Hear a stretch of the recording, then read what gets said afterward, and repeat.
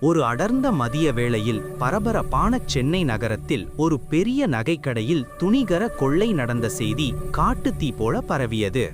அண்ணா சாலை போக்குவரத்து காவல் நிலையத்தில் நேர்மையான மற்றும் திறமையான ஆய்வாளர் அனிருத் இந்த வழக்கை விசாரிக்க நியமிக்கப்பட்டார். அனிருத் சம்பவ இடத்திற்கு விரைந்தார்.